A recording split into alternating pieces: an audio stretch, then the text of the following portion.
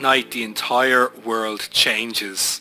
The world lights up and comes alive in a completely different way. At night we get to relax, we get to enjoy our lives, and we can still enjoy our photography.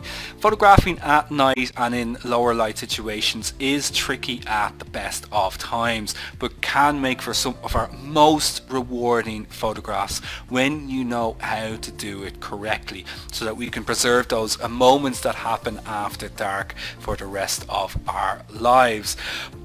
Being able to photograph at night or in lower light situations means that you're never going to miss those photographs that you were not able to take before.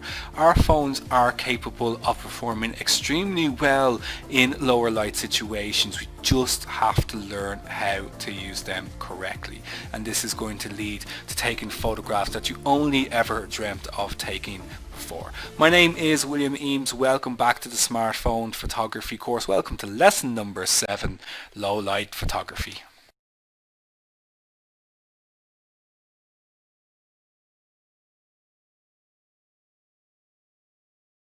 Now, so just a little bit of housekeeping to get through as per usual. You can attend your lessons through the website. Remember, you can join through those reminders, or you can just simply join through your student area. You can download the app. Hopefully you have downloaded it at this stage, and you can always reschedule and manage your classes through the app and through the website if needs be. Do remember to go back over any lessons that you may have missed, and if you need to give yourself more time, it's always possible to reschedule your classes as well. So lesson number 7, low light and nighttime photography. So we're going to have a look at how you can get great photographs after dark.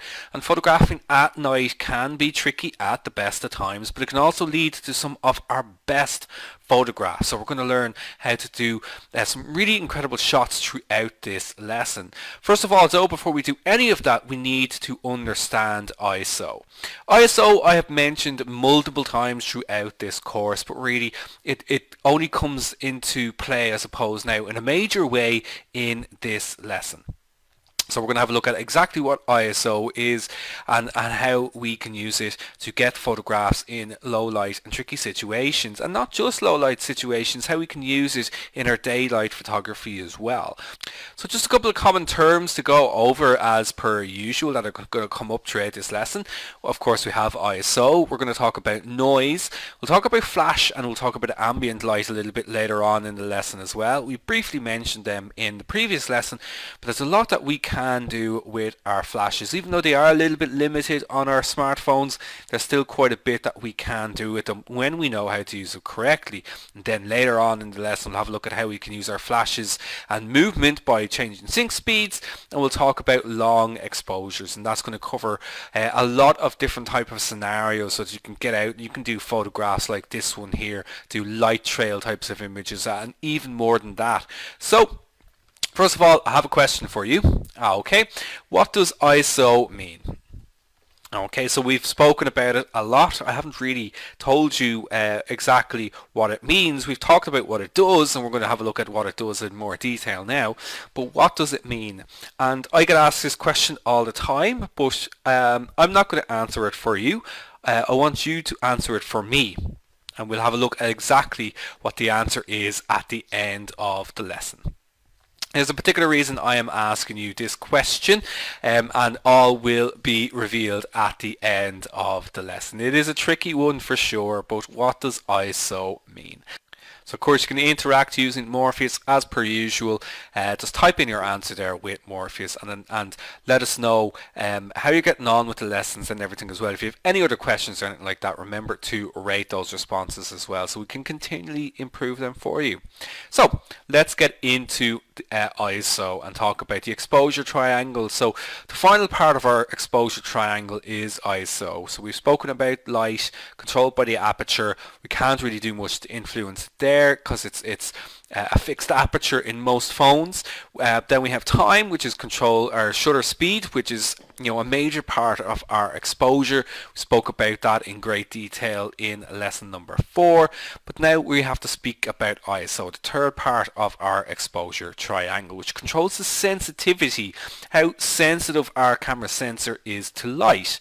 So Just a quick review of it. So it controls our camera's sensors sensitivity to light. This means that less light, we can increase the camera's sensitivity for situations where there is less light, or we can decrease it when there is too much light. It's automatically controlled by the camera in most cases, but of course we can change it in our pro or our manual modes. And higher ISO will create noise. Okay, so this is a caveat to using our ISO. It will create noise.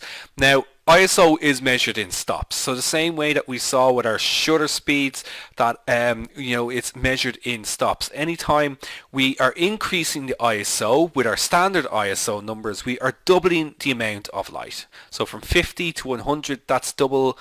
100 to 200, that's double. Every time we go up in these standard numbers, now you will see more numbers than this.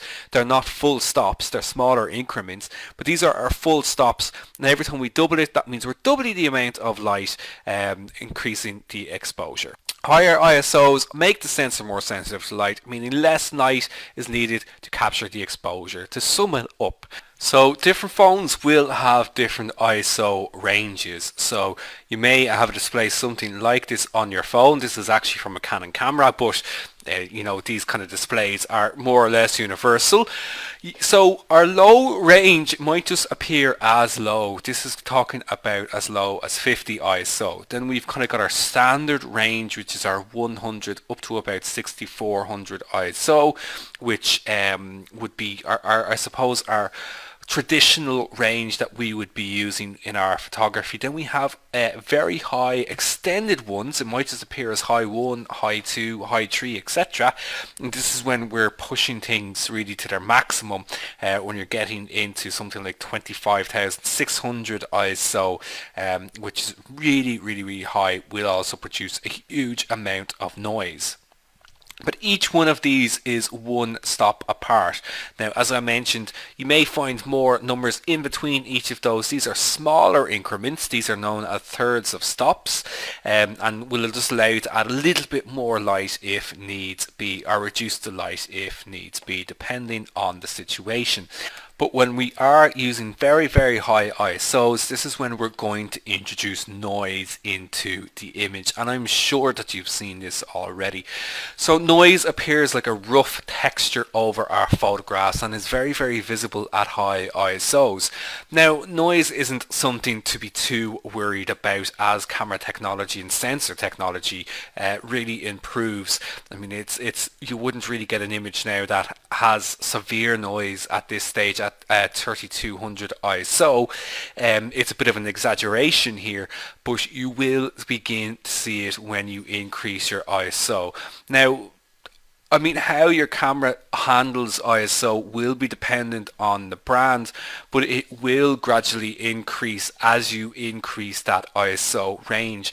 And noise is actually present in all of our photographs. It just becomes more visible when we're using higher ISOs, and then particularly in darker, shadowy areas of the photograph, it's where we tend to see it the most.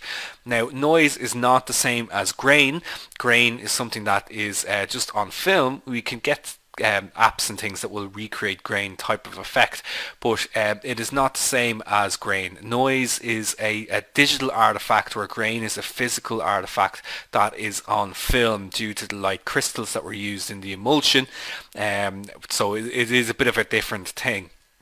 So don't get the two of them confused. When we're talking about it in a digital sense, it is noise.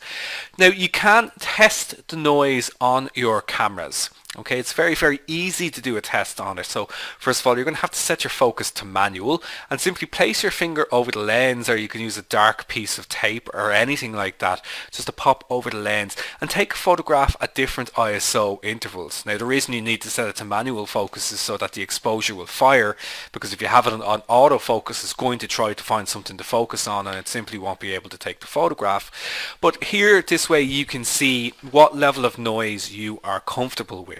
Okay, so you know when to kind of avoid it if you don't want to introduce too much noise into the image, or when you're beginning to reach the limit. So you can see here in this example, you could quite comfortably go up to 3200 ISO.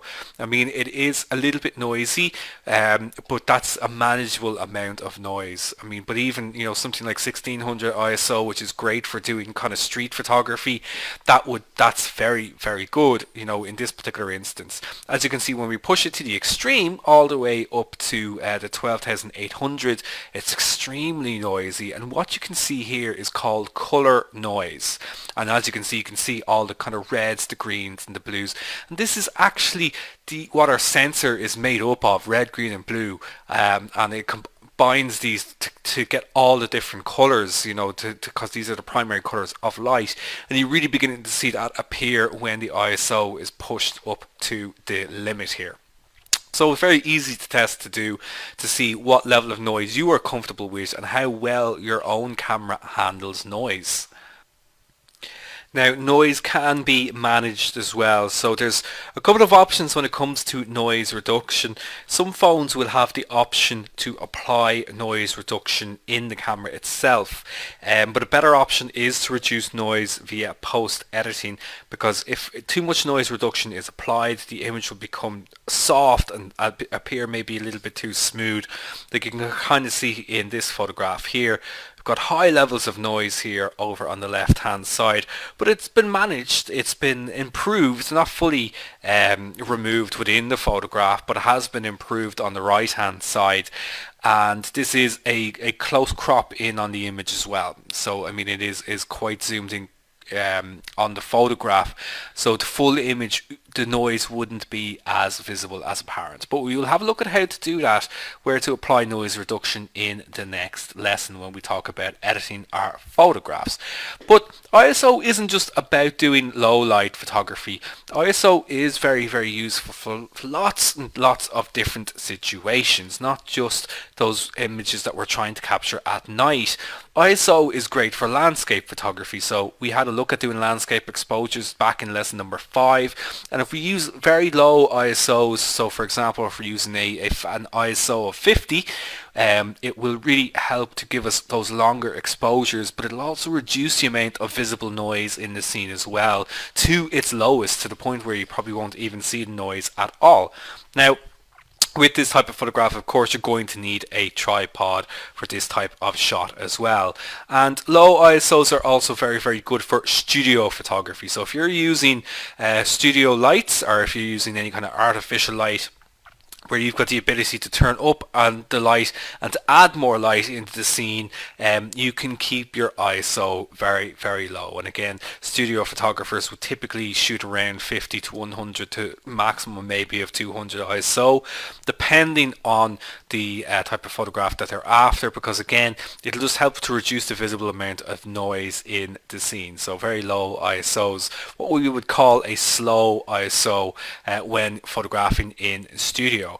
Now, using higher ISOs, we'd be looking at doing things like wildlife photography, because it'll help us to maintain faster shutter speeds. It's also very important to maintain faster shutter speeds when we are using telephoto attachments. And of course, it'll help to capture fast moving animals and birds. So wildlife photographers would typically shoot at a higher ISO range to help to avoid using camera or getting camera shake when using longer lenses, but also so that they can keep those shutter speeds very, very fast to capture any kind of fast moving action.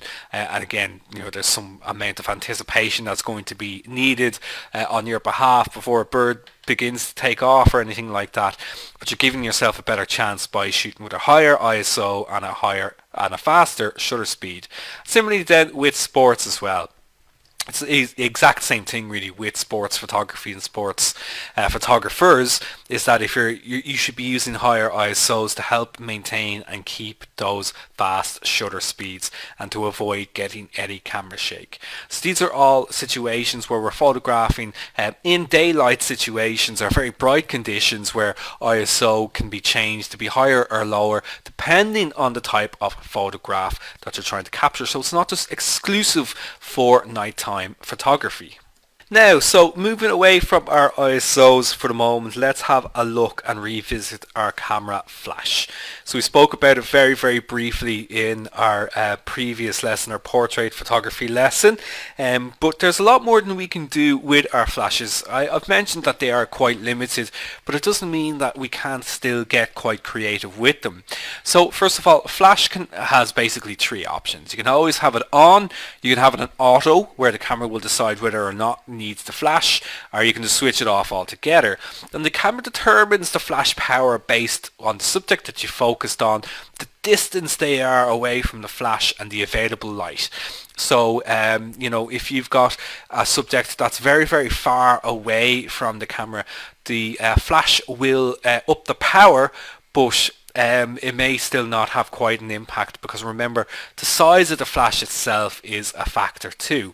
Flashes on phones are small, so the spread of light is very limited. A larger flash will produce a larger spread of light, which is why we buy external flashes for our cameras, because they have a larger flash head on them, which means that the light's going to go further. The flashes on our phones are very small, so they only have a limited range and a limited spread. Shutter speed has no effect on flash, so you can change the shutter speed if you use a faster shutter speed or a slower shutter speed. It won't affect the flash power. And this is going to be important, as we're going to see now in a second. But you can't influence the flash power by changing your shutter speed. It only controls the ambient light. It has no effect on flash. And it is possible to buy attachments to help boost your flash, just like anything, like attachments for your lenses, etc.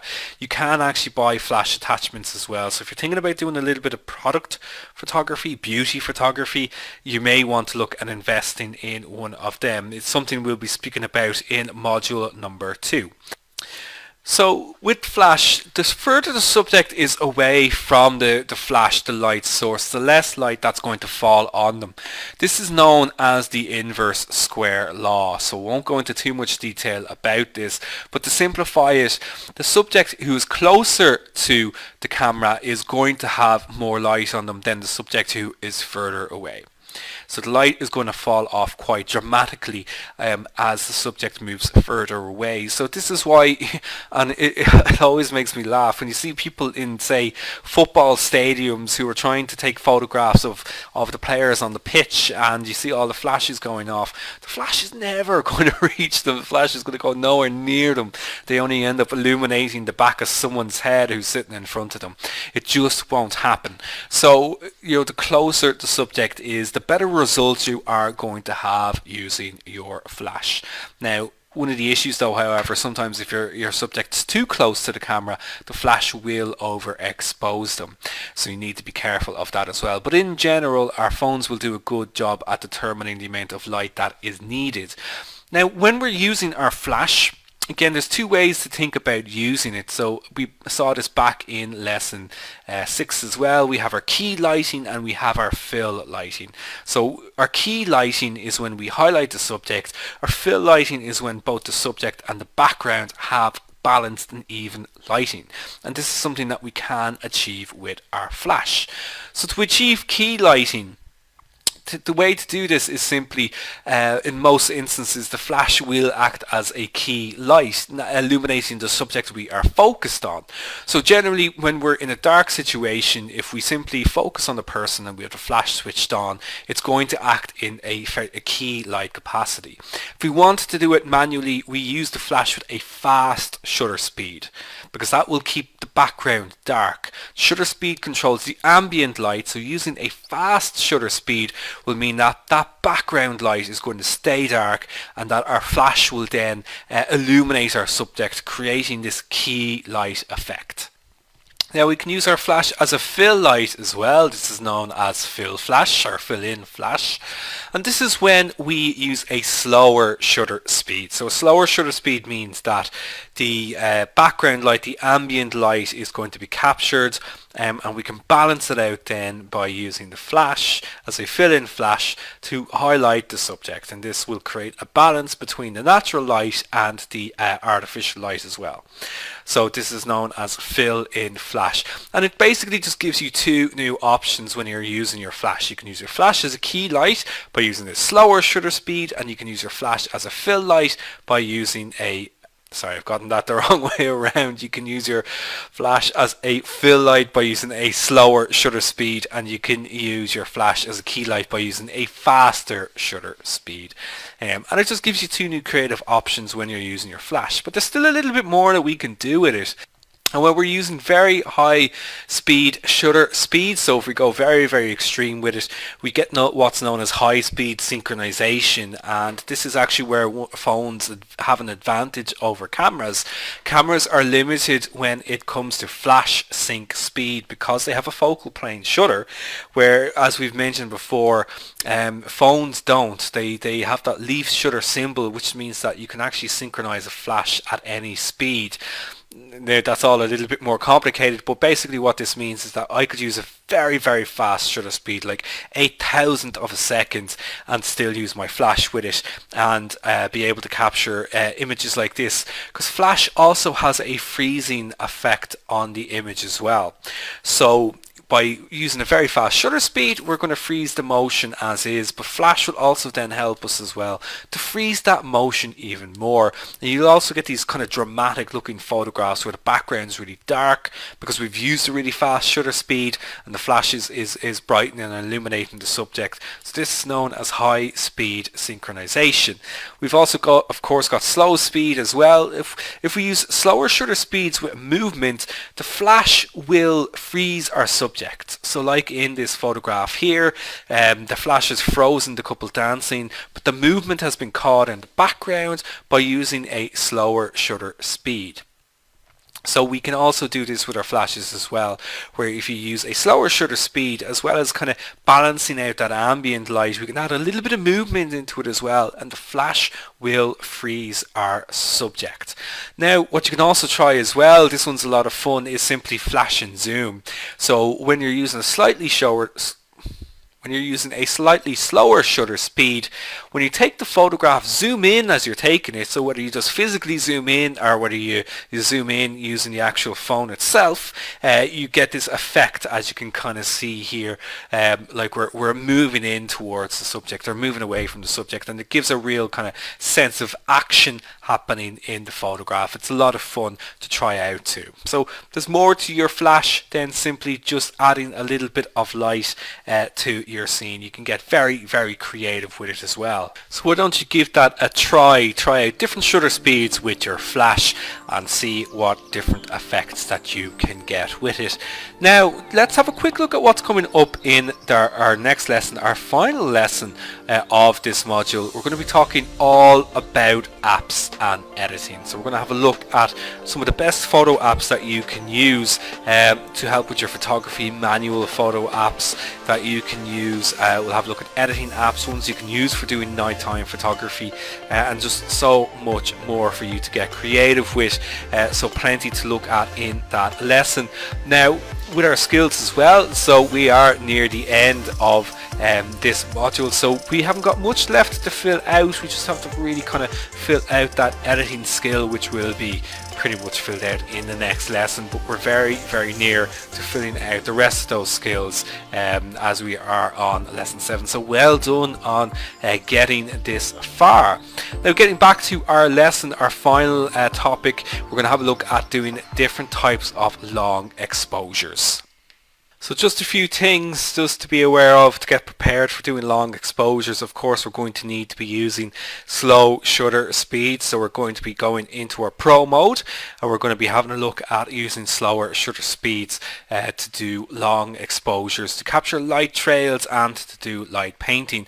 A couple of tools you're going to need as well. Of course, you're going to need to have a tripod. If nothing else, you will need to have a tripod. Lens cloth is going to be very, very useful as well when you're doing long exposures. The timer on your camera is also going to be very useful. A delayed timer will help to prevent camera shake even more. You can, if you want, also as well pick up a remote shutter release, as like you can see here in the bottom of the screen as well for your cameras. This will mean that you can take the photograph without touching the camera. It works through Bluetooth, and that means it'll reduce the risk of any type of camera shake when you're using a tripod, because you can still get camera shake if you're pressed the shutter button and you're not using a delayed timer, or you're not using a remote shutter release. You'll end up introducing a little bit of vibration into the image anyway. So you will need some kind of way to set the camera off, whether it's through the delayed timer or through the remote release. And you can pick them up online. They're very, very cheap. If you do not have manual option on your phone, it is possible to download an app for it. If you're using an iPhone, Slow Shutter Cam, you can check out. You will have to pay for it. As you can see, it's £199, so it's probably in and around €3, $3. If you're using Android, you're going to have to first download a manual camera compatibility app to see if your phone can actually download it, and then you can download the manual camera. So you've got to take two steps if you're using Android and you don't already have a manual option on your phone. So there is ways around it by going to the Slow Shutter Cam if you are using iPhone, and then if you're using an Android phone, make sure to check the manual camera compatibility app, which is free, but you will have to pay for the actual app then itself, the manual camera app, if you decide that you do want to use it and that it's compatible with your device. So the other thing then just to be aware of, you may find yourself using manual focus a lot more when using doing long exposures at night, particularly if you're photographing the stars. You might find that your camera simply cannot find any type of focus, so do remember to switch it to manual focus as well if you are struggling with your focusing in darker low light situations. Now, so with all of that in mind, let's have a look at how we can start taking some long exposures. Starting off with fireworks, a very popular one that I get asked about a lot, and not so difficult to photograph. We do have two approaches when it comes to photographing fireworks. You can decide to use fast shutter speeds if you want to freeze the movement. So you're going to increase your ISO to about 1600. Now, fireworks do give off a huge amount of light anyway, so you shouldn't really struggle getting those fast shutter speeds, especially if you are using a higher ISO. But if you want to try something a little bit different, you can go with slower shutter speeds, so you can blur the movement of those fireworks like in the photograph here. And to do that, you're going to want to use much slower shutter speeds from about 1 to 5 seconds. Keep your ISO as low as possible. Keep it to about 100 or even lower than that if you can. And a tripod will absolutely be essential in a situation like this. Now, if you're finding 1 to 5 seconds is still too long, that the image is still coming out too bright, even if you were to go with half a second of an exposure, you probably find that will still give you a little bit of blurred movement within the photograph. But the thing is to experiment, hopefully you've got something coming up soon that you'll be able to enjoy some fireworks, so experiment with it, use fast and slow exposures to see what type of results you get. Next is the moon. Now, it is possible to photograph the moon using your phone. You will of course need to use some type of attachment like a telephoto attachment, but it is possible to photograph the moon. Where it gets tricky photographing the moon is if you're trying to capture the moon and everything else in the night sky. That's not going to be possible, so you will have to make a decision whether you want to capture the moon or you want to capture everything else in the night sky. Simply, it's not going to happen where you can capture both in a single exposure. You can capture two separate exposures and combine the photographs afterwards, but the moon is almost like the sun in the sense it just gives off far too much light than everything around it, so it can be quite difficult to capture. But that said, if you want to photograph the moon, a tripod again is going to be essential. You can pretty much take that as a given for the rest of the photographs that we're going to be talking about. You will need a telephoto lens attachment for detail. So if you want to get that bit closer, you need to go and get yourself some type of telephoto lens attachment. You can use your digital zoom, but you are going to lose a lot of quality. ISO from about 400, I would keep it up high because you want to keep those fast shutter speeds as well. Even like a shutter speed of about 5 seconds, you might find that there's ending them up going to be a little bit of movement in the moon just from the Earth's rotation, so you want to try and keep that shutter speed as fast as possible. And spot metering is very useful for this as well. So because you're going to be photographing the moon against either a pitch black sky or lots of other light around it, so using a spot meter will mean that you're only taking your light meter reading from the moon itself, which will help you to get a correct exposure. You might consider a wireless remote here as well if you're going to be doing a lot of photographs of the moon. It can be a bit frustrating, putting on the timer every time or waiting for it to fire. So wireless remote will allow you to take that photograph straight away. So it might be a worthwhile investment. And of course, monitor weather reports. So you want to plan ahead. You don't want to get yourself all set up and then it be a cloudy sky where you can't even see the moon, or you've picked a night where the moon isn't even out at all. So be sure to monitor ahead, plan ahead, avoid clouds, and find out where the moon is going to be, what particular cycle it's going to be, if you want to have a full moon or if you want to have a waxing or a waning moon. Now, moving away from that then, we have our light trails, and this is one of the most fun things you can do with long exposure photography. So to set yourself up for this, so first of all, I would make a decision about what type of white balance you want to use, because remember we spoke about white balance. You can have kind of a warm or you can have a cool kind of look to the photo. Perhaps you do want to have a neutral one, but think about that as well when you're doing this type of photograph, whether you want to have that warm or you want to have that cool kind of look to the scene. You go with very low ISO, so from about 50, if your phone is able to go as low as that. Of course you're going to need to use a tripod. A cable or a wireless remote is useful, but not essential, but a timer delay is recommended so that you're not introducing camera shake. And you want to really consider the time and place that you're going to photograph. There's no good in going out to try and photograph light trails when there's no cars around, when there's no movement happening at all. So you want to try and pick a time where things are moving steadily, but there's they're not completely stopped either. So you don't want to go out at say 6 p.m. when everyone's just sitting in their cars, they're stuck in traffic. You may want to go out that little bit later, maybe go out at 7 when things are flowing that little bit more, so that you have more opportunity and you're still giving yourself plenty of time to capture lots of different movement, lots of light trails as well.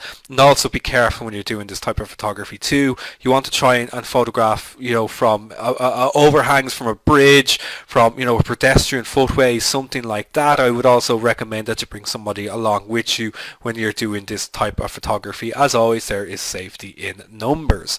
Now, closely related to that then as well, we have our light painting, which is also a lot of fun to do, and you can do this on your own, but it is recommended that you do bring somebody with you to do this as well. So to do light painting, again, you're going to need a tripod, very, very low ISOs. You definitely a wireless remote with a timer for best results. So what I mean by this is that you can set the timer with the wireless remote, so that if you're doing the light painting yourself, you trigger the shutter using the wireless remote. It'll count down, then you'll see it flashing to count down, and you can begin your light painting. So it means that you're not going to have to press the shutter and try to run into the scene to do your light painting. This way you can trigger it from where you're going to paint in, give yourself a couple of seconds to get ready, and then start painting. Use a location with very little light if possible, so you're going to want to try and keep away from areas that are well lit. The less light the better, because it means that you're going to have more time to be able to do your light painting. Bring a torch to help you focus if you are photographing somewhere very, very dark. bring a torch with you so that you can set your manual focus using a torch, the area that you want to photograph on, and then put yourself in that position to start painting away and move quickly when painting. When you start, don't stop. Just keep going, keep doing it, and you're not going to get it right the first time, but do bring a buddy and practice. It will take a few attempts, but eventually you will get it, and you'll get those shots that you'll be really, really happy with.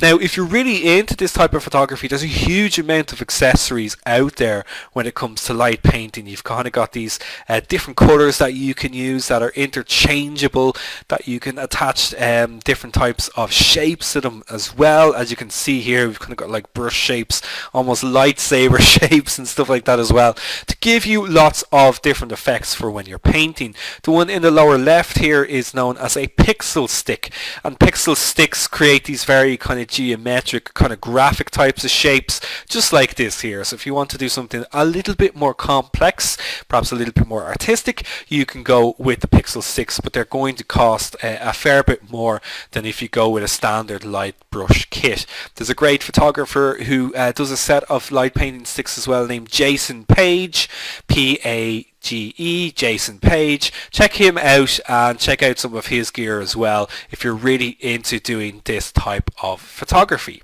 So that is light painting. Now, moving on then, it is possible to photograph the night sky and to photograph the stars on your phone. Now, to do this, you will obviously need to find somewhere, first of all, that is quite isolated and is well away from any kind of cities and light pollution. You will, of course, need a tripod. You'll definitely need a wireless remote or the timer for this as well. Manual focus is also going to be very, very important here too. You're going to want to monitor weather reports, plan ahead to avoid clouds, and you want to photograph on a night that has no moon. The moon just throws off so much light that it will affect your exposure. So you need to photograph on a night that the moon is not visible. And you also, if you have to photograph on a night that's where the moon is visible, try to photograph facing away from it. But the best results photographing a night when the moon's not visible. You want to go with very high ISOs here, so you're going to be pushing things all the way up to about 3200 ISO plus, so as high as possible. Manual focus may be needed, most likely will be needed in this case, and your exposure should be no longer than 20 seconds.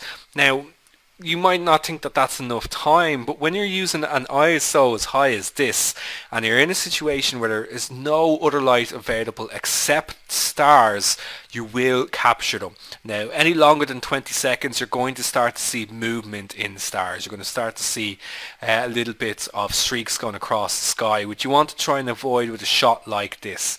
So 20-second exposure would be my maximum. Try it out with 10 seconds first of all. Just push that ISO as high as you can, and you will definitely need to do a little bit of post editing afterwards for noise reduction, which we'll have a look at. So these types of images, rarely do you ever see them before they've actually been edited. So typically when you capture a photograph like this, it's going to come out quite, it'll probably have a little bit of a tint of light pollution in it anyway, no matter where you are photographing. So there might be some slight oranges in the image. It may appear a little bit flat, so a little bit of editing will be needed afterwards. But once you can see the stars, and if you're lucky enough to capture the Milky Way as well, you've got an exposure then that you will be able to work with. Okay, now we can also do star trails. Now this is definitely a little bit more tricky and will require a little bit more work, but it's possible to do star trails with our smartphones as well. And well, the easiest way to do it is there's an app that you can download for it. There's an app designed specifically for this called the Nightcap app, which again you will have to pay for if you're interested in doing this type of photography, but it's automated in that all you have to do is put your camera on a tripod. You can choose the times, the intervals that you want to photograph at, and it will put everything together for you. Okay, so if you are trying to do it yourself, trying to do it manually, you'll need the wireless remote or timer. Again, monitor weather reports. Very low ISOs, in this case as low as possible, because what you want to do is a long exposure. So as long as an exposure as is possible without overexposing the photograph, and you just keep repeating that. So you're going to put the images together at the end. So with this type of photograph, this is a composite of images. This is not just one photograph. It's images layered together to create this type of photo. So you keep photographing, you don't change your location once you've picked it out. You keep photographing for as long as the exposures as you can, and then you can put those together afterwards. Post-production for noise will be required as well. But this all happens if you want to do it quickly. Just download the Nightcap app, which we'll have a look at in the next lesson, and this will help you out with this too. But obviously you're going to have to spend quite a bit of time in the same location, so make sure you're properly prepared. Bring warm clothes with you, bring some food, maybe bring some tea or coffee with you as well, and bring somebody along with you too. So you can make a night of it, but just make sure you're well prepared. Okay, so low light photography. I do hope that you enjoyed that. At the very start of the lesson, I asked you, what does ISO mean? And if you answered the International Standards of Organization or the International Organization for Standards, you are kind of correct. Not fully correct. It's not.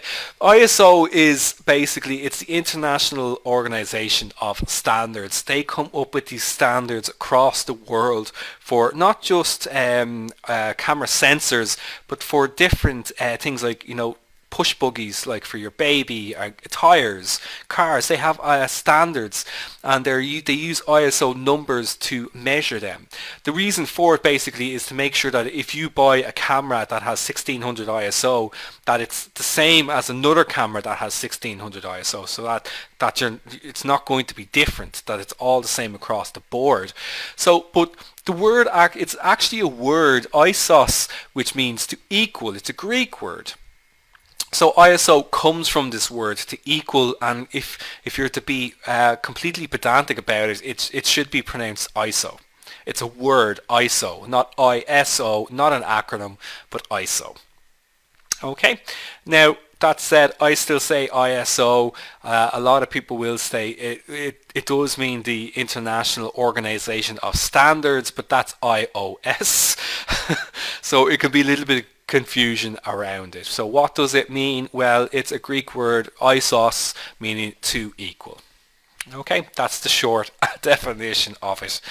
Okay, so a little bit of trivia there for you. Now, let's have a quick look at what's coming up in the next lesson. Lesson number 8, our final lesson of this module. We're going to talk all about apps and editing. So we're going to be having a look at all different types of apps, the best ones out there for our phones. We're also going to have a look at editing. So for the next lesson, if you could download Snapseed before the lesson. So this is a free app that's available on the Play Store and on the App Store. It's actually made by Google. It's a terrific photo editing app, especially because it's free. As we're going to see, you're able to do some incredible things with it. But we'll have a look at that specifically for editing our photographs, and then we'll have a look at loads of different other apps then as well, ones that I would recommend that you check out to help to improve your photography. So that's the end of our lesson. Well done on completing lesson number 7. Only one lesson left in this module to go. Your challenge for this one is I want you to take a long exposure photograph. So to do any type of long exposure shot, any of the ones that we had a look at in this lesson, if you want to try out the light trails, if you want to try out doing a bit of light painting, anything like that, just send us a photograph. Take a long exposure photograph. Shaw Smart Photo is the hashtag as always. So thank you so much for joining me for this lesson. Well done on completing it. Just one lesson left in this module. I'll see you back all for that one very, very soon. So until then, take care of yourselves and bye bye.